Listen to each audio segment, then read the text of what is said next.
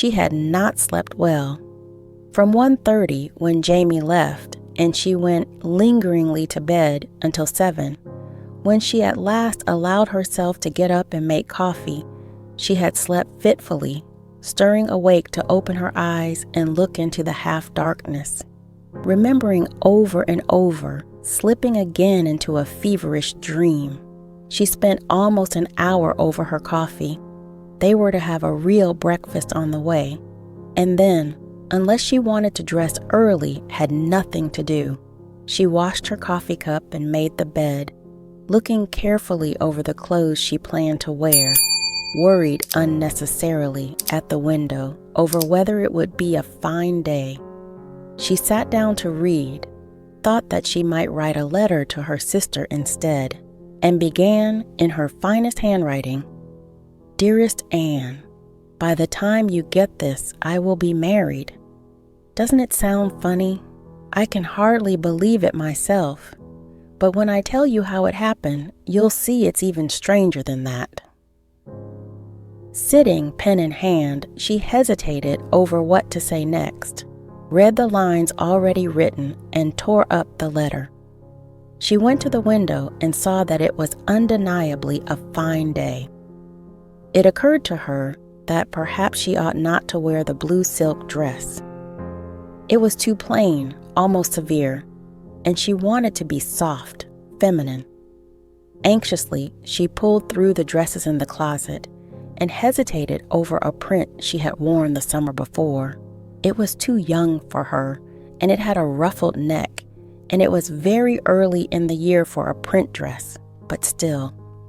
She hung the two dresses side by side on the outside of the closet door and opened the glass doors carefully closed upon the small closet that was her kitchenette. She turned on the burner under the coffee pot and went to the window. It was sunny. When the coffee pot began to crackle, she came back and poured herself coffee into a clean cup. "I'll have a headache if I don't get some solid food soon," she thought. All this coffee, smoking too much, no real breakfast. A headache on her wedding day. She went and got the tin box of aspirin from the bathroom closet and slipped it into her blue pocketbook. She'd have to change to a brown pocketbook if she wore the print dress, and the only brown pocketbook she had was shabby. Helplessly, she stood looking from the blue pocketbook to the print dress, and then put the pocketbook down and went and got her coffee and sat down near the window, drinking her coffee and looking carefully around the one-room apartment. They planned to come back here tonight, and everything must be correct. With sudden horror, she realized that she had forgotten to put clean sheets on the bed. The laundry was freshly back, and she took clean sheets and pillowcases from the top shelf of the closet and stripped the bed, working quickly to avoid thinking consciously of why she was changing the sheets. The bed was a studio bed, with a cover to make it look like a couch. And when it was finished, no one would have known she had just put clean sheets on it. She took the old sheets and pillowcases into the bathroom and stuffed them down into the hamper and put the bathroom towels in the hamper too, and clean towels on the bathroom racks. Her coffee was cold when she came back to it, but she drank it anyway. When she looked at the clock, finally, and saw that it was after 9, she began at last to hurry. She took a bath and used one of the clean towels, which she put into the hamper and replaced with a clean one. She dressed carefully, all her underwear fresh and most of it new. She put everything she had worn the day before, including her nightgown, into the hamper. When she was ready for her dress, she hesitated before the closet door. The blue dress was certainly decent and clean and fairly becoming, but she had worn it several times with Jamie, and there was nothing about it which made it special for a wedding day. The print dress was overly pretty and new to Jamie, and yet wearing such a print this early in the year was certainly rushing the season. Finally, she thought, "This is my wedding day. I can dress as I please." and she took the print dress down from the hanger. When she slipped it on over her head, it felt fresh and light. But when she looked at herself in the mirror, she remembered that the ruffles around the neck did not show her throat to any great advantage, and the wide swinging skirt looked irresistibly made for a girl, for someone who would run freely, dance, swing it with her hips when she walked, looking at herself in the mirror. She thought with revulsion, "It's as though I was trying to make myself look prettier than I am, just for him.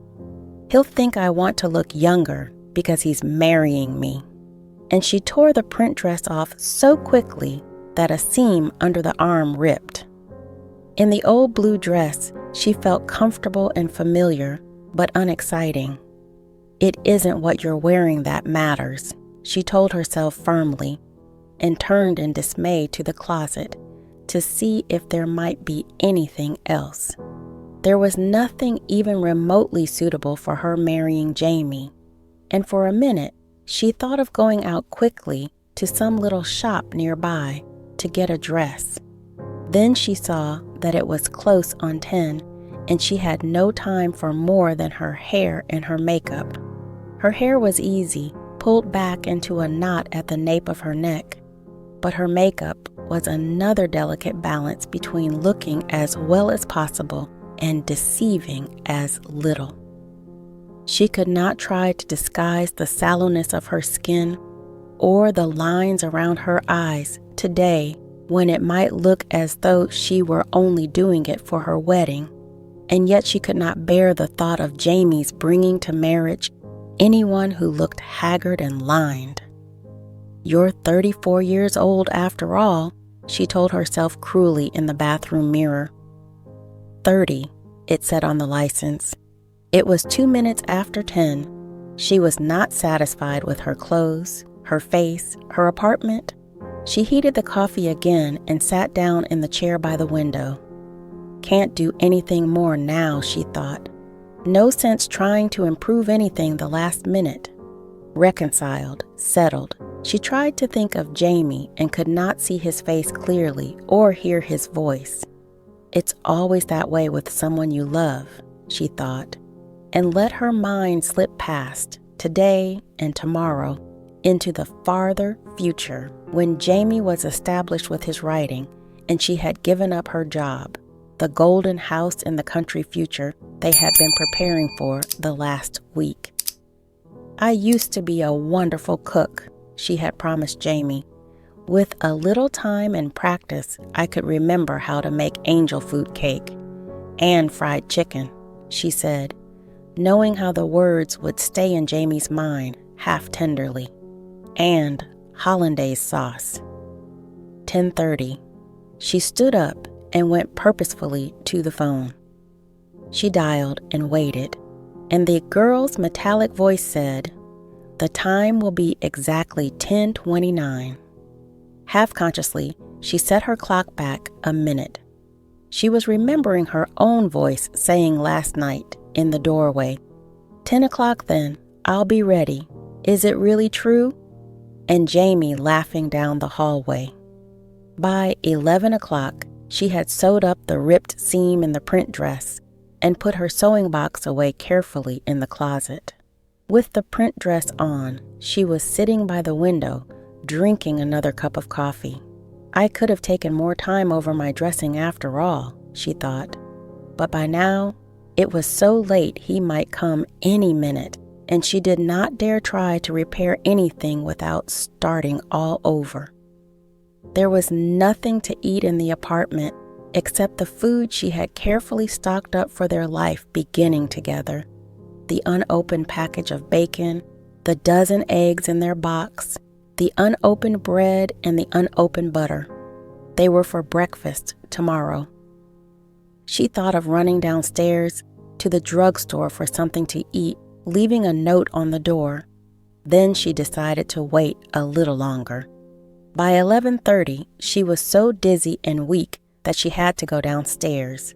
If Jamie had had a phone, she would have called him then.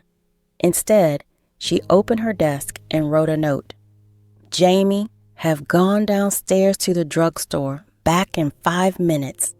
Her pen leaked onto her fingers, and she went into the bathroom and washed using a clean towel which she replaced. She tacked the note on the door, surveyed the apartment once more to make sure that everything was perfect, and closed the door without locking it, in case he should come.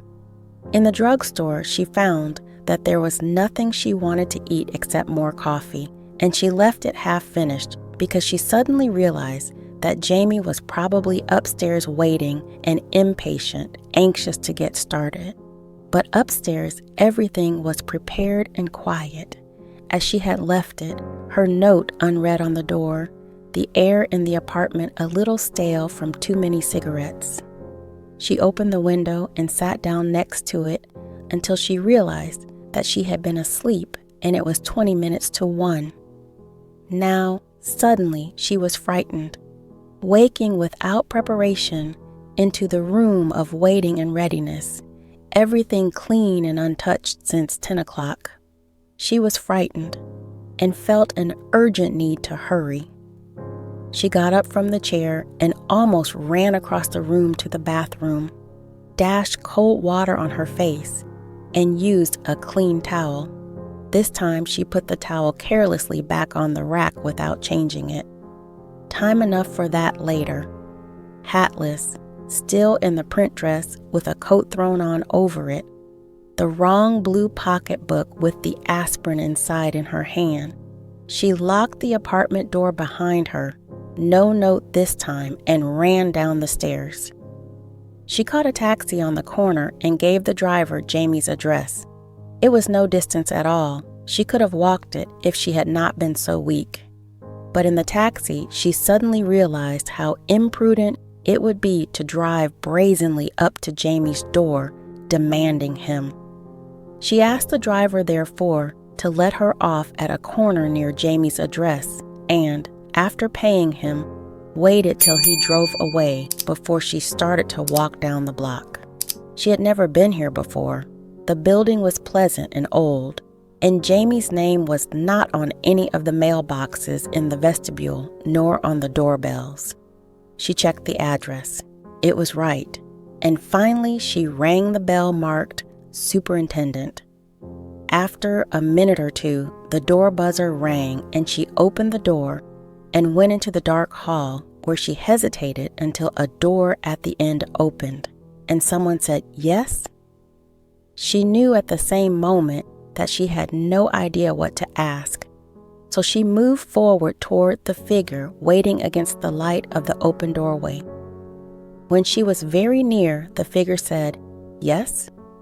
again, and she saw that it was a man in his shirt sleeves, unable to see her any more clearly than she could see him. With sudden courage, she said, "I'm trying to get in touch with someone who lives in this building, and I can't find the name outside." "What's the name you wanted?" the man asked, and she realized that she would have to answer.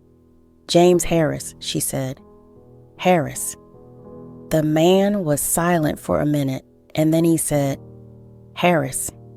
He turned around to the room inside the lighted doorway and said, "Margie, come here a minute." "What now?" a voice said from inside.